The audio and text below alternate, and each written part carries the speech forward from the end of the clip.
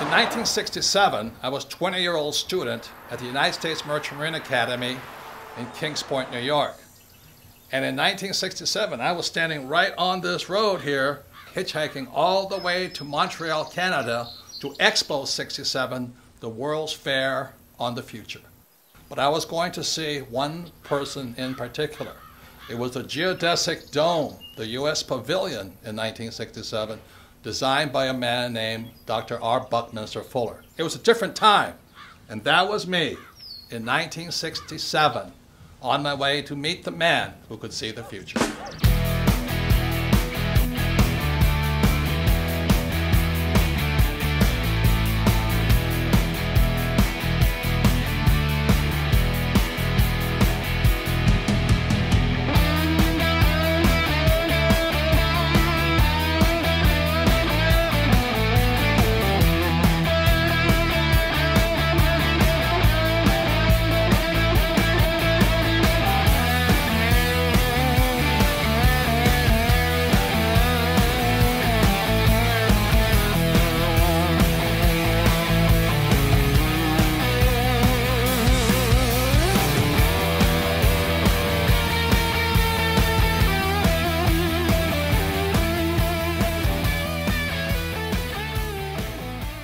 Fuller was a futurist, and he's one of the first persons that systematically defined how you and I can see the future. So that really intrigued me, because if I could see the future, I could see the future of stock markets, bond markets, real estate markets, and all that. And so I had a very small reason to want to be a futurist. It's all about greed to make money. So then in 1981, I had the opportunity to study with Dr. Fuller up in Kirkwood, California, which is near Lake Tahoe. And I spent a week with him up there. And I realized he wasn't looking at the future of the stock market. He was looking at the future of humanity. But the people running our economy, running the world, running our banks, running our politics, have us on a collision course with disaster. So I went, and once I could see the future, I knew I had to make changes.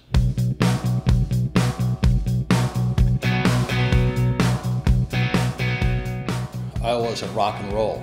You know, I had bands like Van Halen, Boy George, Duran Duran, The Police, and I was having fun. Man, it was sex, drugs, rock and roll, and I was in my 30s. I thought it was hot, my freight life, you know. Then I met Fuller, and then I changed. You know, there's more to my life than just making money and selling hats, wallets, bags, t-shirts, and, you know, sex, drugs, rock and roll. And so after 1981, I started studying with him more earnestly. I studied his books more, especially his book, Critical Path. I started applying what Fuller's teachings, how to predict the future, to the markets, because that's my interest. That's my Rich Dad and Bucky Fuller, that's where they come in line. They say the same thing. The markets are manipulated.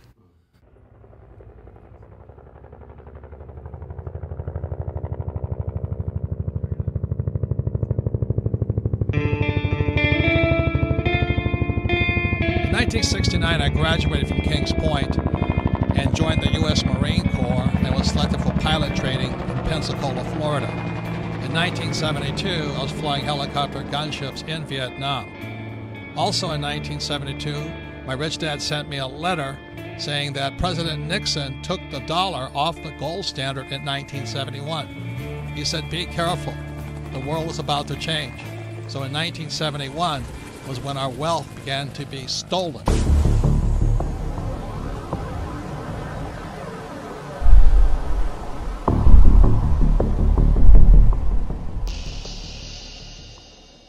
Since 1981, I had the privilege, the good fortune to study with Dr. Fuller 3 times.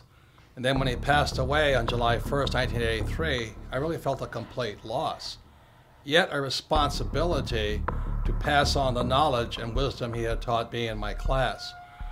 So after 1983, I began to make predictions. And, you know, making predictions is very risky because you sound like an idiot.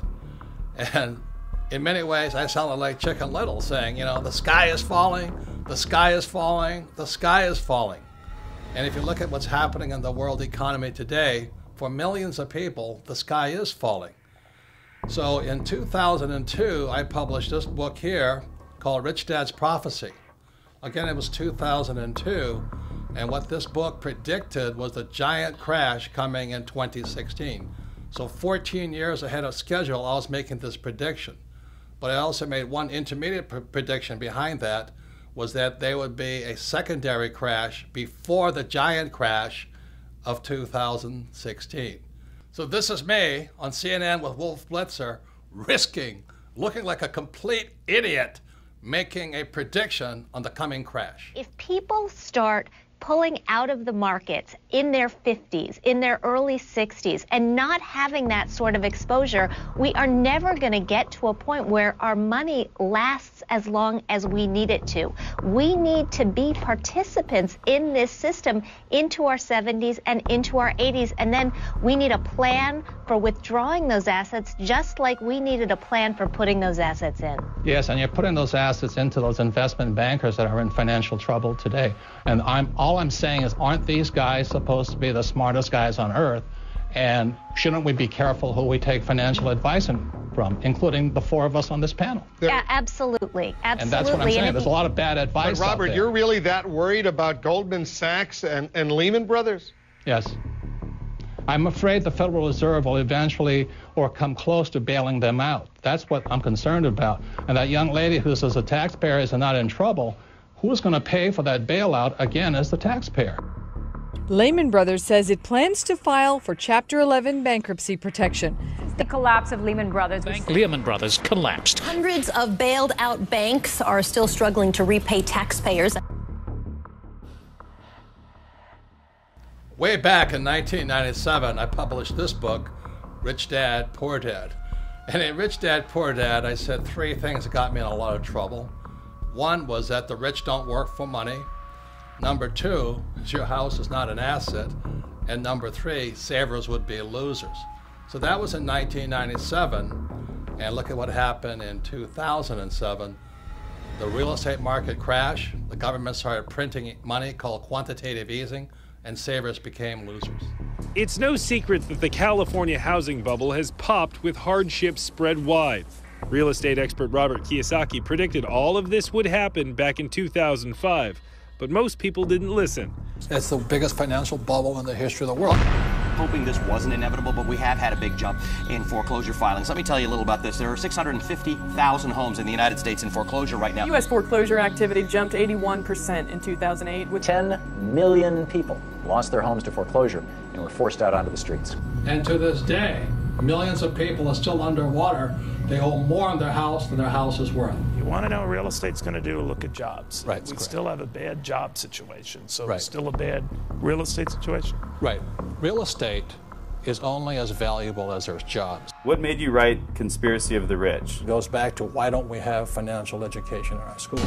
Question: was the financial crisis a creation of a wicked conspiracy? A new online book, Conspiracy of the Rich, The 8 New Rules of Money, exposes what author Robert Kiyosaki says is a twisted tale of how the rich control the world economy through, you name it, the Fed, Wall Street, your schools, and the government that supports these entities. Robert Kiyosaki is the author of the best-selling Rich Dad, Poor Dad series. His first book in the series has held a top spot on the New York Times bestseller list for 6 years running. And he joins us on the program today. Hello, Robert. What is this conspiracy theory? You mean it's a few people at the top handling all of us like puppets on a string? Say it isn't so. Well, I wish it wasn't so, but I've been a student of this crisis since around 1983, and I could see it coming back in 1983. People that are following the old rules, such as work hard, save money, get out of debt, live below your means, and invest in a well-diversified portfolio of mutual funds, you're getting wiped out.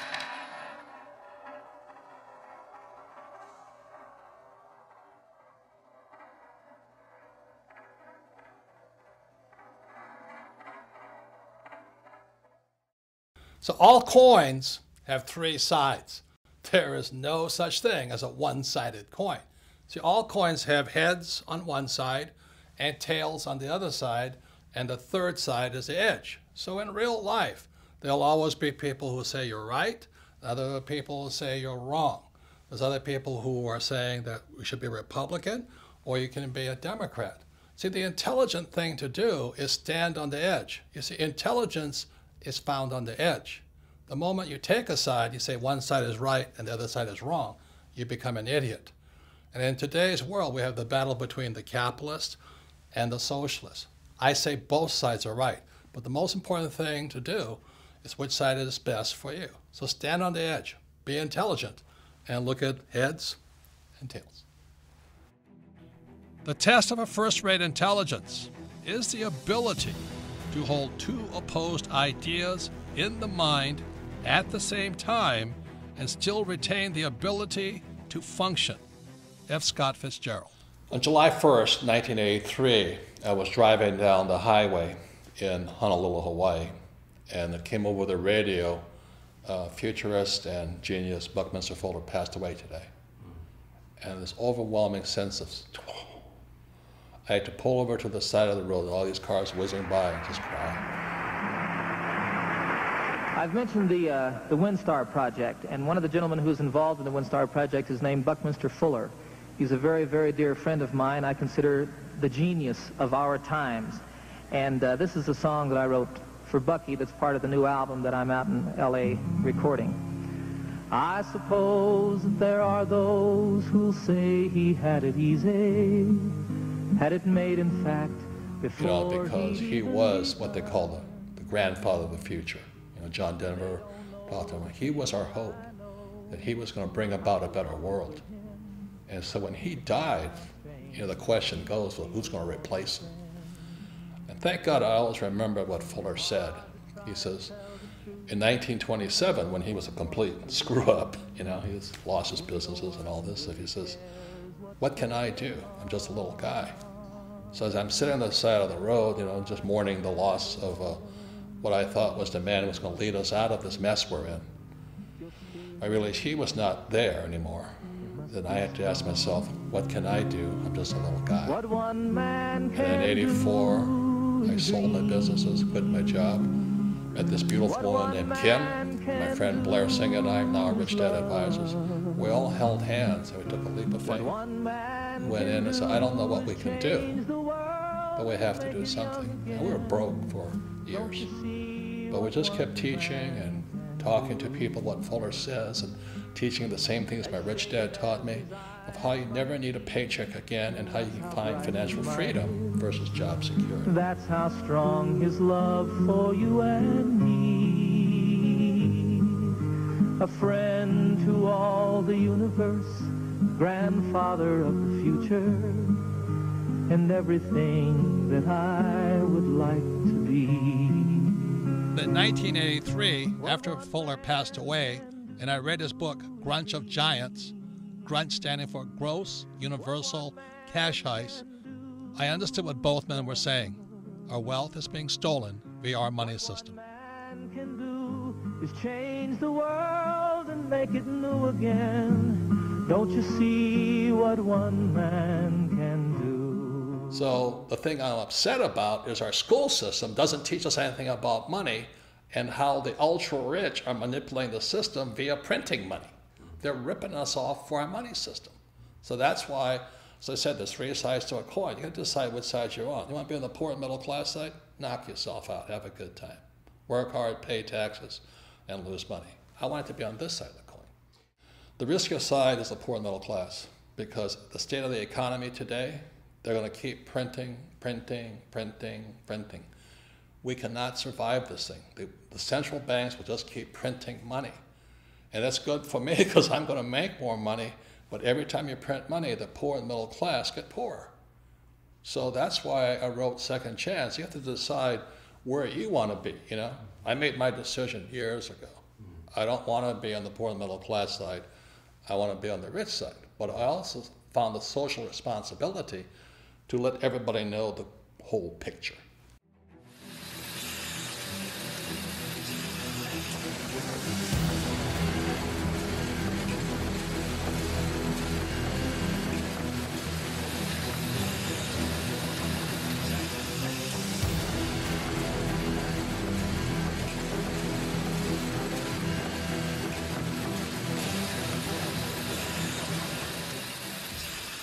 Fuller was not only a futurist, he was a scientist, a mathematician, some call an architect. He was asked to leave Harvard not once, but twice, so he never really finished school. He was a genius, but he was hard to define simply because he was a genius at so many different subjects. In 1983, after reading his book, Grunch of Giants, posthumously, after he had passed away, I was surprised because Grunch of Giants was not about math, science, it was about the economy. It was about the future of the economy. And that's when I realized Bucky Fuller and my rich dad, who was my best friend's father, had been saying the same things for years. After reading Grunch of Giants, which stands for Gross Universal Cash Heist, how we're being ripped off by the very thing we work for, money, I began doing my own research on what both men had been saying. See, up to then, I was a proverbial C- student. I only studied just to take a test. I only studied what I was told to study. I take the test and forget about it. But after reading Grunch of Giants and hearing what Bucky said about the future and the economy and what my rich dad had been telling me for years, I became a student for the very first time. I went all the way back, not just taking their word for it, but finding out my own answers. I wrote Second Chance because there's a lot of confusion about this global economic crisis. You know, one side of the coin, especially the politicians, say, hey, don't worry, everything's fine, the economy's coming back. On the other side of the coin, there's people who say, we're on the eve of destruction. You know, buy guns, store food, buy gold, and go into hiding. And on one side of the coin, the socialists say, we need more entitlement programs. We need to take care of people. And capitalists say, if we keep giving people money, we're all going to go broke. And today, finally, everybody knows America is deeply in debt. We all know the U.S. is in debt, and this is the chart of the national debt of the United States, somewhere over 17 trillion. And for some people, that's scary, but what's coming up next, to me, is terrifying. Our leaders have shut down the U.S. government and continually threaten to shut down the U.S. government because America is broke. We're out of money. And all this does is scare people and confuse people. People do not know what to do. And so that's why I wrote Second Chance. I wrote Second Chance as simply as possible. You know that principle, KISS? Keep it super simple. So Second Chance is written very, very simply. There's another saying that goes, you know, a picture is worth 1,000 words. So instead of using a lot of economic terms and financial terms that confuse people, I did my best to use the simplest charts possible, charts and graphs, so you can look at it. Just look at the pictures and you come to your own conclusion. Which way is this economy going? Are we going up or are we going to go down? I left it up to you to decide whether things are good or bad. The great thing about Second Chance and all the pictures in it, a 10-year-old child can look at the pictures. If they do nothing else, just look at the pictures and they go, oh my God, is that what's going on? And then you as a family, hopefully one of you has read the book, can discuss further what the charts and graphs mean. The following are examples of some of the charts you'll find in Second Chance. Remember, a picture is worth 1,000 words. So this first graph is a picture of the purchasing power of the US dollar. You know, people say there's inflation. There really isn't inflation.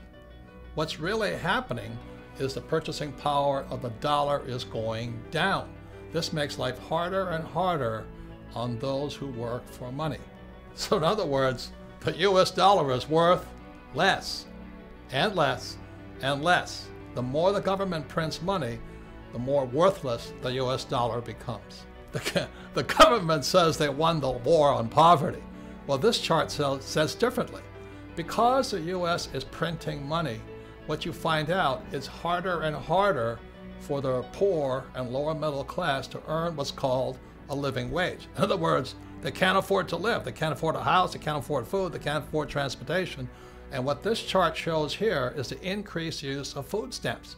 So while our government says poverty is going down, the reality is that use of food stamps is going up. This means the average American cannot afford to live. And add to this, high-income jobs are being outsourced to countries like China and Pakistan and India. So this is another reason For this next chart here, you'll see that the middle class in America is not growing. What this chart shows you is the middle class is shrinking. So to keep up with these global changes, millions, young as well as old, are going back to school for retraining, hoping to find that high-paying job. Unfortunately, these two charts tell a different story. The first chart here is you see the rising cost of a college education. And as you know, millions of people leave school, both young and old, saddled for a lifetime with student loan debt, the worst possible debt of all. Student loan debt is worse than a mortgage, credit card debt, or a car loan. Simply said, student loan debt is debt for life. That is inhumane. How dare we saddle our students with debt for the rest of their lives? It's criminal. So education is more important than ever before, but look at what happens to college graduates. Instead of their wages going up, this chart shows you that their wages are actually coming down. And even worse than all that, you graduate and you learn nothing about money. I mean, the question is, why would you go to school to make less money, come out of school deeply in debt, and learn nothing about money? Doesn't make sense to me. And this chart really concerns me. This is the chart on Social Security. If you look at this chart, you notice just around 2012, the Social Security Trust Fund goes bankrupt. It starts operating in the red. Simultaneously, in 2012, 10,000 baby boomers turn 65 every single day, just as the fund goes broke. How are we going to pay for this? You know, what's going to happen to these old guys? What's going to happen to my generation, the baby boomers? Will the baby boomers, the most affluent generation in history, soon become the baby busters? I'm concerned about my own generation. Worst of all, how are we going to pay for these old guys like me? You know, Medicare goes up, expenses go up. You know, life doesn't get cheaper when you get old. You know, it is estimated that Social Security, Medicare, and other entitlement programs is an off-balance sheet debt of $100 trillion to $250 trillion. Most people do not know how big that debt is. How are we going to pay for this? Print more money? Who is going to pay for this? You? Your kids? Your kids' grandkids? Who is going to pay for this? Are we just going to print more money? And this leads to the next thing that really concerns me. These next two charts shows you what happens when a country prints too much money. Again, as Bucky taught me, to see the future, look at the past. And what you see here is a chart of the German Weimar government between the years 1918 and 1923. The German government, to pay its bills, began printing and printing and printing and printing. So the German economy looked good because the economy was growing with all this printed money. But what happened was it eventually collapsed after 1923. What happened was this: if you were a millionaire in Germany prior to 1918, by 1923, you were a pauper. I'm afraid that's what's going to happen to millions across the world if the United States keeps printing money. So here's a chart of the United States today. It's called quantitative easing. You know, it just keeps going up. The reason they call it quantitative easing, that's simply government speak, government jargon, a way of keeping us confused. Quantitative easing simply means printing money. Notice the similarity between Germany between 1918 and 1923 and the United States today.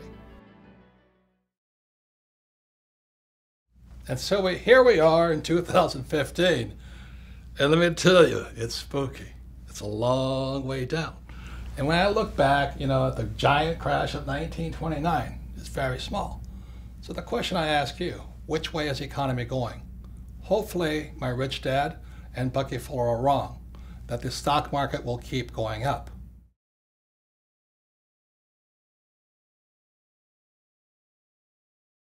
Looking for a savior, the German people elected Adolf Hitler Chancellor of all Germany in 1933.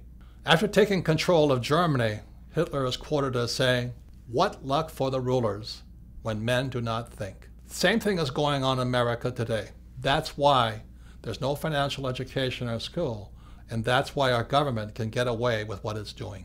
I see similarities between then and now. Do you? And that's why I wrote Second Chance, because it's time we start to think.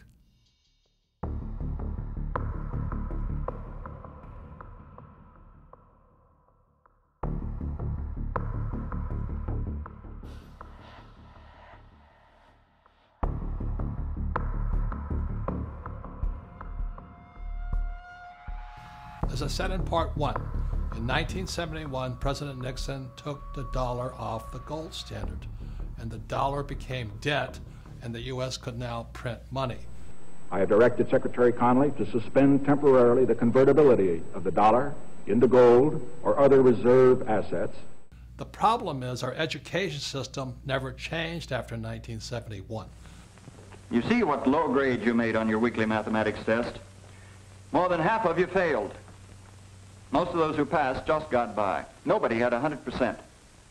And now we have this gap between the rich and everybody else. And this is dangerous. The gap between the rich, poor, and middle class is too wide. And for the first time, the American dream is disappearing. Instead of the American dream where everybody become rich, many people in America and throughout the world are angry at the rich. You know, today some politicians are saying, look at the gap between CEO pay and employee pay. Well, that is the American dream, to get rich. Do you get angry at the Kardashians for making million? Do you get angry at sports stars for making million? Do you get angry at rock stars for becoming rich? Look, if you're going to get angry at somebody, get angry at our school system. Look, this is not an economic crisis. This is a crisis in education, which is why I always ask, why is there no financial education in schools? That's where the gap is caused. You can't give people money and expect the gap to get closer. That's crazy. So this next section, you will find out from me, if I ran the schools, this is what financial education would look like. So now we're in part 3 of Second Chance, and part 3 is about what is financial education. Because you see, education also comes in 3 sides. On one side, you have traditional education, and on the other side, you have financial education. And our job is to stand on the edge and figure out what's best for you and me. I mean, what are you going to do about the financial crisis? Are you going back to traditional education, or is your second chance found in financial education? So traditional education is like my poor dad's education, which is go to school, you get a job and become an employee, you save money, you work hard, you get out of debt, you buy a house, and you invest for the long term in the stock market. And that's traditional education. And on the financial education side, which is my rich dad side, it's opposite. And that's what makes it hard for most people, because it's opposite. On rich dad's side, it's become an entrepreneur, somebody who hires employees. You understand debt, because debt makes the rich richer. You have to understand taxes, because taxes make the rich richer. And also you must understand markets. Yes, you must be able to make money when markets are going up and markets are going down. See, my concern is if there is this large crash coming, if markets come down, it's going to wipe out these guys on the traditional education side. So the question for you is, which side is best for you? For your second chance, is your second chance going to be found going back to school, traditional school, and getting a high-paying job, or being on the financial education side and learning to have money work for you? Which is best for you? So actually, financial education can be pretty easy. My financial education began when I was just 9 years old. It was when my rich dad, who was my best friend's father, he would teach his son and I about money playing the game of Monopoly. And we all know the great formula for Monopoly. It's 4 greenhouses, 1 red hotel. So I would play, rich dad, his son and me, we would play Monopoly all day long, and then I'd go home. The difference was my rich dad was kind of talking to us, teaching us to think like rich people. He was like a teacher, a coach, and a mentor as we played Monopoly. And then I'd go home to my poor dad, and he'd say, "What you been doing all day?" You know, I'd say, "Well, I've been playing Monopoly." "Ah! What a waste of time. Go and do your homework. Because if you don't do your homework, you won't get good grades, and you won't get a good job." So that's where my financial education began. See, my poor dad's a great man. He graduated from the University of Hawaii in less than 2 years. He went on to Stanford, University of Chicago, and Northwestern, ultimately getting a PhD and becoming the head of education for the state of Hawaii. So he was academically smart, but he had no financial education. On my rich dad's side, my rich dad never finished school, but he understood how to play the game of Monopoly. So he taught his son and me, starting at age 9, and we played that game probably 1,000 times over the years. We played it until I was in my 30s with Rich Dad. And today, what I do, and my wife does, is we play Monopoly in real life. So this is my question to you. For your second chance, is it time for you to start playing Monopoly in real life?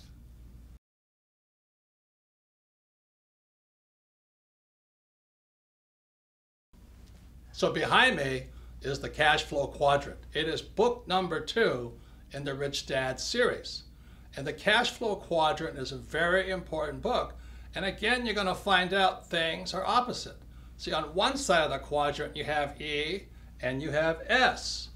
This is my poor dad side. E stands for employee. S stands for self-employed, small business, specialty, a specialist, or a star, like a movie star or golf pro. So we have E's and S's on one side, and on my rich dad side, you have B's, which stands for big business. These are the guys like Henry Ford, Mark Zuckerberg, Steve Jobs, Bill Gates.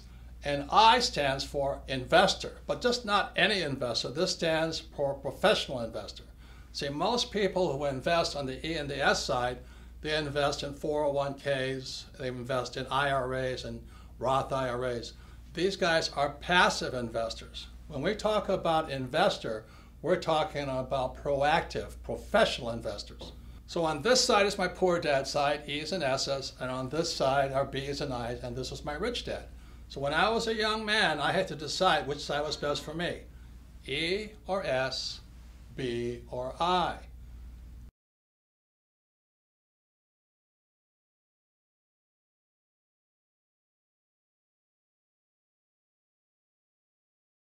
So this is a very important subject now. It's called taxes. Now, most people hate paying taxes. So let me ask you this question. You have E's, S's, B's, and I's. Who pays the most taxes? Okay, so on the E's, and this is true throughout the world, it's about 40%. So if you're an employee, a major part of your paycheck goes to pay taxes, and that's how your wealth is being stolen. If you're an S, which is self-employed, movie star, or a specialist like an accountant, attorney, or a doctor, you pay 60% and higher. So the E's and S's pay the highest taxes possible, and these are the people who went to school and they're told to work hard for money. On the B and I side, which is the rich, the B's pay 20% in taxes. They pay much less, and the I's, the professional investor, pays as little as 0% in taxes. So some of you are saying this is not fair. And I can understand that because most people are on this side looking at this side. But let me just say this to you. Tax laws are fair. You see, tax laws don't care if you're rich or poor. You can be rich or poor and still pay 0 taxes. You can be rich or poor and pay 20% in taxes. See, what is not fair is the lack of financial education in our schools. So these people on this side have no idea how these guys are making much more money and paying a lot less in taxes. So let me just say this. For those of you who have read Rich Dad, Poor Dad, or if you haven't, look at Rich Dad, Poor Dad one more time. Lesson number 1 from my rich dad was this: the rich do not work for money. See, these guys here on the E and the S side, they work very hard for money, and they pay the highest taxes. What Rich Dad said on the B side, you should have people work for you, so you pay less taxes. And the I side, your money works hard for you. Other people's money works hard for you, so that's why you pay less in taxes. And that's what financial education should include. You must know the difference between why some people pay a lot of taxes and why others pay very little. So my question for you is this: which side of the quadrant is best for you for your second chance? Second Chance is an in-depth learning package, primarily for people who want to know more about the B side and the I side. And if you see this bug back here, this is called the Rich Dad Radio bug, because you are who you hang out with. You know, if you're an idiot, you hang out with idiots. And if you're a crook, you hang out with crooks. And if you're a rich person, you hang out with rich people. So the Rich Dad Radio bug here means you can learn more if you want to learn more from people who are really doing the real thing. You see, the reason most people struggle financially is they take financial advice from salespeople. They're called, you know, stockbrokers, real estate brokers, and insurance brokers or financial planners. As my rich dad said, the reason they're called brokers is because they're broker than you. They need your money. So when you see this bug here, it's called the Rich Dad Radio, and it's in Second Chance, and you can listen in. You can drop in on conversations between really successful so-called rich people who are doing the real thing on the B and the I side. For example, if you want to learn more about how the rich pay less in taxes, the Rich Dad Radio bug has a conversation with my tax advisor, Tom Wheelwright. If you want to learn how debt makes the investor richer, listen in on that conversation. They're about 45 minutes long. They're just great information packets. You just drop in and listen to what rich people are really saying. And for those of you who have young people, we have my friends Donald Trump Jr. and Eric Trump, sons of Donald Trump the Great, and they talk about how their dad did not spoil them, but trained them to be entrepreneurs, not employees. So this Rich Dad Radio bug is part of your in-depth learning package included in the book Second Chance. Remember, you are who you hang out with. Birds of a feather do flock together. So in 1994, Kim was financially free. She was only 37 years old, and I was 47 years old. So people kept asking us, how did you guys do it? And so we told them we just played Monopoly in real life, but that didn't satisfy them. So by 1996, Kim and I developed the cash flow board game, as you see behind here. And many people say the cash flow board game is Monopoly on steroids. As I said, my financial education began when I was 9, playing Monopoly with my rich dad. So let me give you some of the opposites that found on the cash flow board game. This is one big opposite. In the middle of the game, you see this thing called the rat race? That's where most E's and S's wind up. They go to school, they get a job, or they become a doctor or a lawyer, and they wind up in that rat race, you know, working really hard, paying a lot of taxes, giving their money to the government, giving them money to Wall Street via their 401k or IRA, and they just spin that little rat race. But that's not what the rich do. So those on the B and the I side, they invest in what's called the fast track. Again, everything is opposite. You can either run your life inside the little rat race, or you can be a B and the I on the fast track. Everything is opposite. There are a number of other things that make the cash flow board game Monopoly on steroids. One big reason is cash flow is the only game that encourages you to use debt to become rich. Now I know some of you are going, oh, I'm so afraid of debt. And you should be, because you have to learn how to use it. Debt is dangerous if not well used. So cash flow actually encourages you to use debt, but this is the best thing. You use debt with play money. If you make a mistake, it's only play money. Try doing that in real life. You make a bad mistake with debt, and you're wiped out.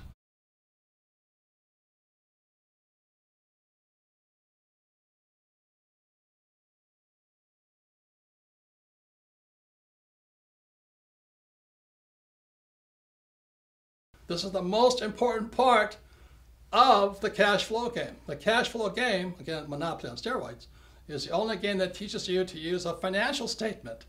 Now, 99.9% of all kids leaving high school have no idea what a financial statement is. Can you imagine that? You see, on my poor dad's side, the E and the S side, my poor dad says, oh, you have to have good grades.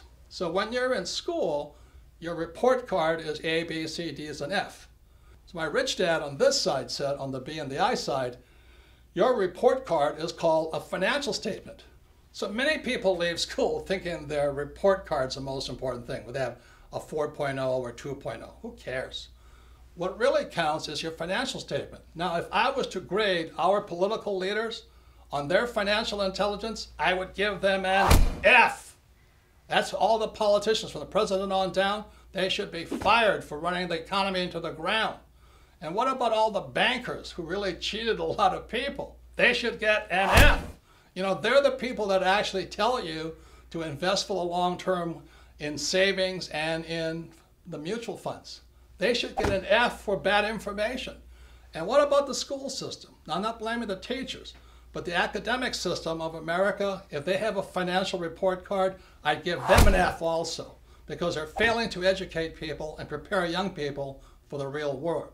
Remember, the banker wants to see your financial statement. But the people on this side, they're still living in the past. Oh, I'm an A student, you know, I have a 4.0 average. Well, your banker doesn't care. Your banker wants to see your financial statement, because your financial statement is your report card when you leave school.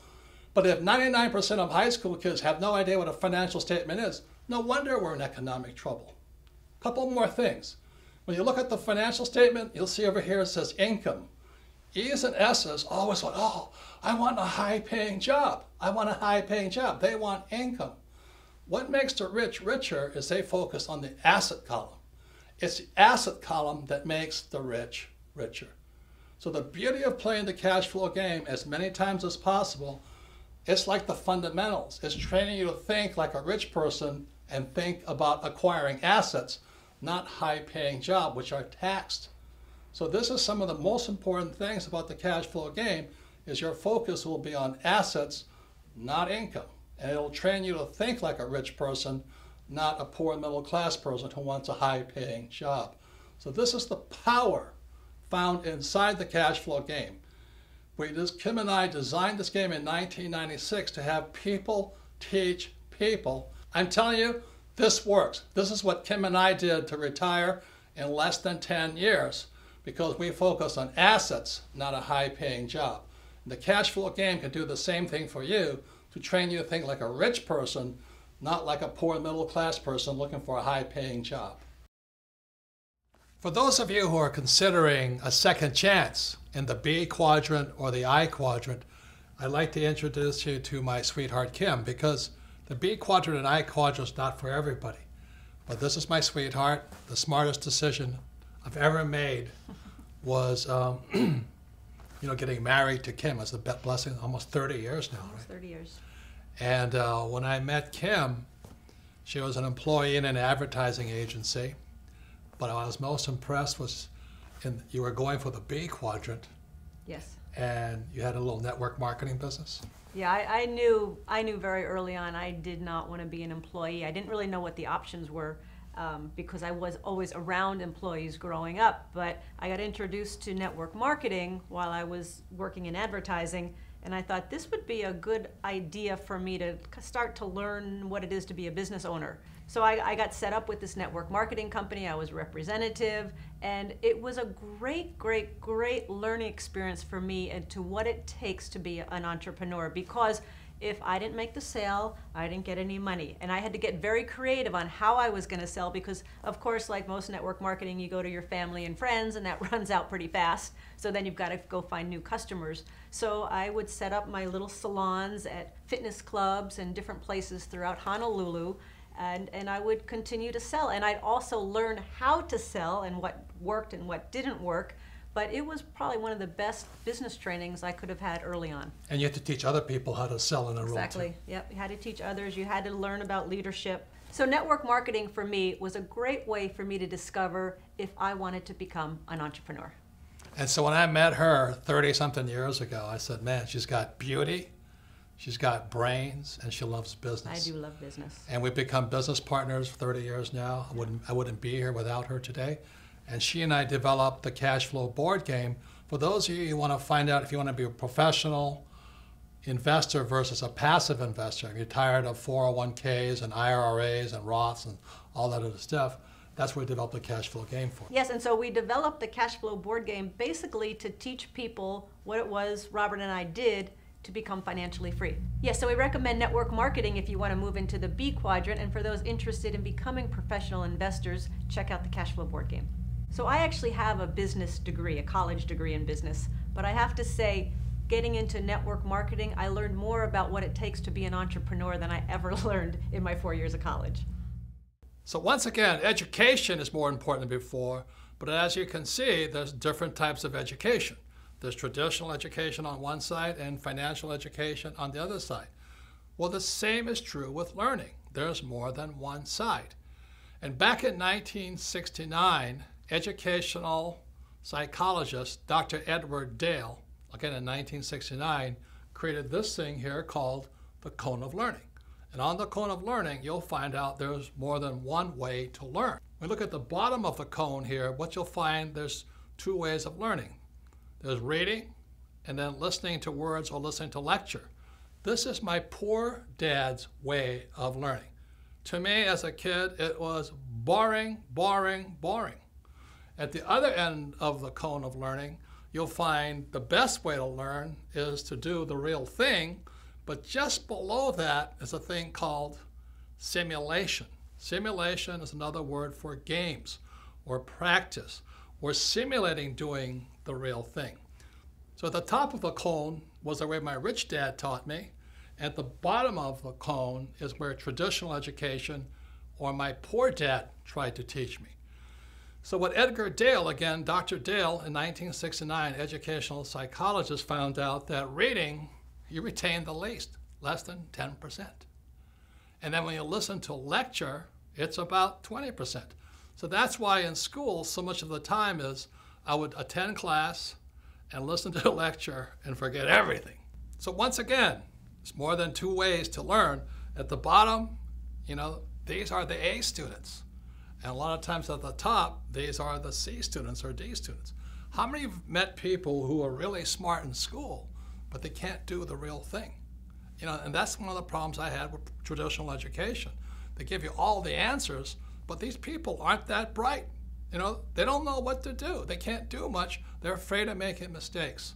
So that's the bottom of the learning curve that Dr. Edgar Dale found out, and the top. Now you move up to the next level. The next level is looking at pictures. And one of the reasons I did Second Chance in so many pictures is to improve your retention, to improve your learning, and that's up to about 30%. Now moving above that is you watch a movie. And this video, this movie called The Man Who Could Predict the Future is, again, we did it just to increase your retention, so you remember more and forget less. So moving up the cone of learning, you have this thing called participating in a discussion.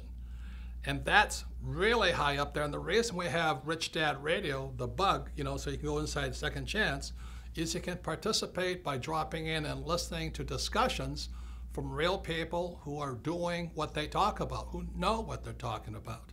And up at 90% is a thing called simulation. And that's where games come from. The reason I learned so much from my rich dad was because my rich dad used a game of Monopoly. 4 greenhouses, 1 red hotel. I retained a lot. I learned a lot. And then rich dad would coach me and talk to me and educate me about how to do the real thing. So that I hear many people say, oh, it's so risky. What you do is so risky. Oftentimes, those are the people who are like my poor dad. They did well in school, a lot of times A students, many times accountants and attorneys and doctors, but they've only learned how to learn from reading and from lecture. And when it comes up to this level here, which is practice in the simulation, playing the game, and then doing the real thing, then they say it's risky.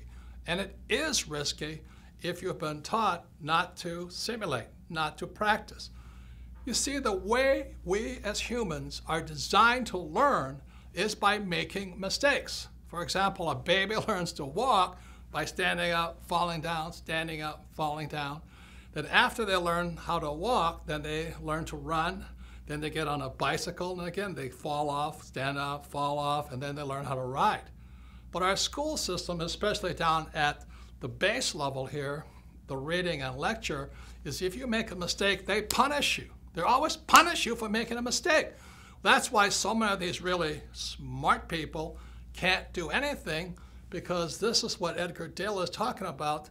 It's simulation and then doing the real thing. So what I suggest is you read this book, listen to some of the lectures, watch this video in entirety, discuss it, participate in it, listen to what the experts are saying, and then you may want to play either Monopoly or the game Cash Flow and play it and play it and play it again until it sinks into your head. and then you do the real thing. That's what I suggest. But if you're afraid of making mistakes, which is what these people like my poor dad are, what if I make a mistake? If I make a mistake, I'm stupid, I'm stupid. Well, that's what's wrong with the school system. That's what's wrong with traditional education. They punish you for making mistakes. Now you look at it this way, I love flight school. I love learning to be a pilot and getting ready to go to Vietnam. The reason I like flight school in Pensacola, Florida and Camp Pendleton, California was because we simulated in preparation to doing the real thing. So this is what flight school looked like. We'd go to school in the morning, we'd listen to real instructors lecture us, then we'd fly in the afternoon. So study in the morning, fly in the afternoon, and then we did the real thing in Vietnam. Now, one of the things we practiced was crashing. It seems strange to people, but we as Marine pilots practice crashing, practice emergency, crashing, emergency, emergency, emergency. So when the real thing happened when I was in Vietnam, I went down 3 times, and this is what a picture of a helicopter gunship looks like going into the water. When it happened, it was frightening, but we knew what to do. We were not killed because the Marine Corps and Navy flight school teaches us to practice, practice, practice, crashing, crashing, crashing. And that's what you'll learn in Monopoly or the cash flow game by listening to our coaches or listening to the radio show or listening to real instructors who are doing the real thing. Then you're ready to do the real thing. So is investing risky? Is starting your own business risky? Yes. But what is worse is by just knowing the answers and reading books and not knowing how to do the real thing. So the purpose of Rich Dad was we want you to simulate, practice, and learn. You know, today I'm reading constantly, and I'm going to classes constantly, and I'm also practicing, making my mistakes, learning from my mistakes, and doing the real thing. That's the way humans are designed to learn. The trouble is our government and our economy and many of our businesses are run by people who only know how to read and only learn by lecture.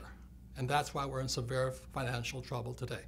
So once again, education has more than one side.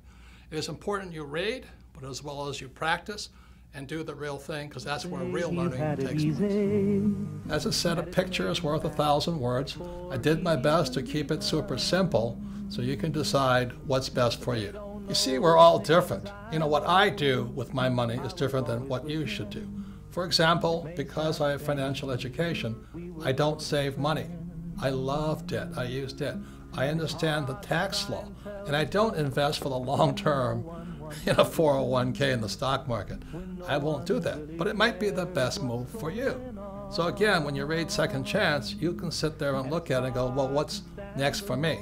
Since most people have no financial education in our schools, most people have to wait to be told what to do. Second Chance gives you the opportunity to decide what's best for you. What one man can do. So in 1983, after Dr. Fuller passed away, I had to ask myself, what can I do? I'm just a little guy.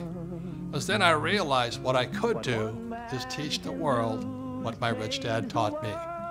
So my question to you is, what can you do? Don't you see what one man can do? As shaded as his eyes might be, that's how bright his mind is. That's how strong his love for you and me. A friend to all. As we all know, 2016 will soon be upon us. We have about 1.5 years to find out if Rich Dad's prophecy and Bucky Fuller's predictions will come true. Let's hope they were wrong. Yet as you all know, if you saw in part 1, on CNN with Wolf Blitzer and Bloomberg and other TV stations, I did get it right. As predicted in Rich Dad's prophecy, there would be a preliminary crash prior to the giant crash of 2016. And that preliminary crash came in October 2007 when the Dow hit 14,000 and headed down and led to the crash and economic crisis we are in today. The crash of 2007 was a warning. It was meaning, get prepared. Unfortunately, Grunch is not making any changes, but the good news is you can. So that's why I wrote Second Chance. There are things that you can do to not be a victim of the coming giant crash, whether it comes in 2016 or a few years later. But it is coming. See, crashes can be good because crashes, like a coin, has three sides. You know, you can stand on the edge and look and say, well, which side of this crash do I want to be on? You know, on one side, the crash will wipe out millions of people, just as the crash of 2007 did. On the other side, you can look at what the smart people are doing, is you can say, oh my God, this is my chance to make tremendous headway. I can get rich instead of get wiped out like everybody else. So again, a crash has three sides. Your job is to decide which side do you want to be on.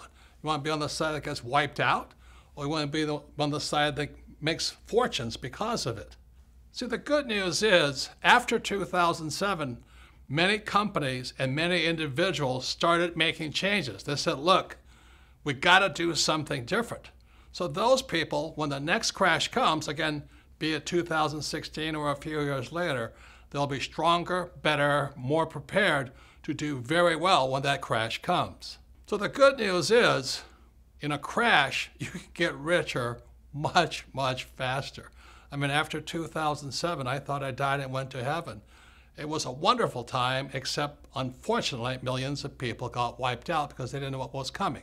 So remember this, it's really a good time in a crash because when things come down, you actually can get rich faster if you know what you're doing. For example, and let's say this doesn't happen, let's say the US dollar crashes, it goes down. Well, on the other side of it, if you're in precious metals like gold and silver, you can get rich really quickly. That's how crashes work. Another thing, if the dollar crashes, savers will be losers, but debtors will be winners. That's what we're coming up against in 2016.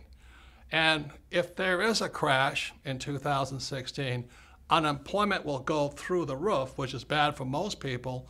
But what will happen also is millions of people will want to join a network marketing company, or they'll finally want to learn to be entrepreneurs rather than employees. So there's good and bad, always three sides to every coin. So let me explain to you what's happening. On page 319 in Second Chance, you will find out why savers are losers. But let me add another layer of expertise to you. So let me get my flip chart and I'll explain to you why savers are losers today. So now don't check out on me right now. I know this may look a little confusing, but I promise you I'll make it as simple as possible. But this is how grunge is ripping off people today. This is what my rich dad saw back in 1971 and Bucky Fuller saw, which he wrote about in 1983. So this here is an equation called the exchange of money. Again, don't check out on me, hang on, but you'll understand how how grunge rips you off if you save money. So this M stands for money supply. Now why that's important is because after 1971, they could print as much money as they liked, okay? V stands for velocity, how fast your money is moving. So people who save money and people who invest for the long term, ILT, their money has no velocity. That's why savers are losing. They're printing all this money and your money is sitting still. Now what the banks have to do is they have to give the money to people like me who are in the B and I quadrant. These are the E's and S's, these are the B's and I's. So your money is not moving. They really do not need your money. What they need are people like me to borrow money, because the only way the bank makes money is they give money to me, I borrow it, and I pay them a little bit of interest. So this is amount of money, money supply, this is velocity of money, and after 1971, they didn't need your money. Now, this equation is really important here. It's P times Q, sometimes called price and quantity. In other words, they call this nominal GDP. The reason Fuller and my rich dad could say you're getting ripped off is because this now in America is moving to China, Pakistan, India, Africa, Mexico. In other words, our production is being moved overseas. You remember when I was a kid, Ford Motor Company had human beings, making cars. Today, they're robots making cars. They don't need you. And where are those robots made? Those robots are not made in America. They're made in China, Pakistan, India, Mexico, which is good for those countries. God bless them. But unfortunately, every time you want more money, P stands for price, the big corporations like Nike, like Apple, like General Electric, they just move the jobs offshore. So that's what's really wiping out people today, is that you want more money, they're going to move offshore. And that's what's really killing people today. So if you don't understand this, don't worry. Part of it is inside Second Chance. But this is the equation. After 1971, they don't need your money anymore. That's why they don't pay any money for your savings. They don't need it. But they do need people like me who can use debt. And what the grunge is here is they're just the big corporations. They're not really U.S. corporations. You know, that you think Apple is a U.S. corporation? It's not. You think General Electric's a U.S. corporation? It's not. You think Nike is a U.S. corporation? It's not. So you sit there waving the American flag, but our jobs and our factories are going overseas. And so what they tell you to do is to save your money, invest for the long term, and you're getting screwed because your money is not moving. So let me give you one more example of what's happening with your money like this. Let's say I had a restaurant, and in a night, I serve one setting of tables. One set of customers come in. I make X amount of money. But what velocity means, you want to serve 2 sets of people, 3 sets of people. And that's what velocity means. If your money is parked in a savings account or in a long-term, investing for the long term, you're getting screwed. You're getting screwed because your money is not moving. There's no velocity. So on page 319 in Second Chance, I write about what I do. I'm not recommending that you do it, but what financial education allows me to do is I keep my money, but it's not really my money, it's your money moving. And that's one reason the rich are getting richer. And again, this is how grunge, this is how Fuller and Rich Dad could predict that your wealth was being ripped off by the biggest banks, our corporations, and our school system. So this is the thing called the velocity of money. Your money is not moving. That's why you're being ripped off, because they keep printing more of it. And if the stock market crash, the people who don't move their money get wiped out. So if you don't understand this, don't worry. 99.99% of the people don't. In fact, the economists in my economics class who taught me, they didn't understand it either. They don't understand this because most economists, they save money and they have a retirement account. They have to be an investor, a B or an I, to understand this. So if you don't understand it, the reason this video is made available to all of you is sit down with your friends, 2 or 3 friends. Watch this video. Discuss this. Discuss the whole video. Do it 2 or 3 times because repetition is how we learn. Every time you watch this video, you'll learn a little bit more. So if you don't understand this, don't worry about it because the economist who taught me this when I was in business school, he didn't understand it either because he saved his money and he invested for the long term in the stock market. And what the rich are doing is to keep the speed of their money, the velocity of their money up. Please discuss the number of times and you'll see a whole nother world. So the people that pay the highest taxes, again, are employees in the E quadrant, self-employed in the S quadrant, savers, and employees with 401ks. These are just examples of the ways grunge rips us off, steals our wealth, just because we have no financial education in our schools. That's criminal. If Fuller's predictions are true, the next 20 years will not be like the past 20 years. So for those of you who think your job is safe, think again. For those of you who think your savings are safe, think again. And for those of you who think your college education will save you, think again. The next 20 years will be unlike anything like the past 20 years. So be prepared.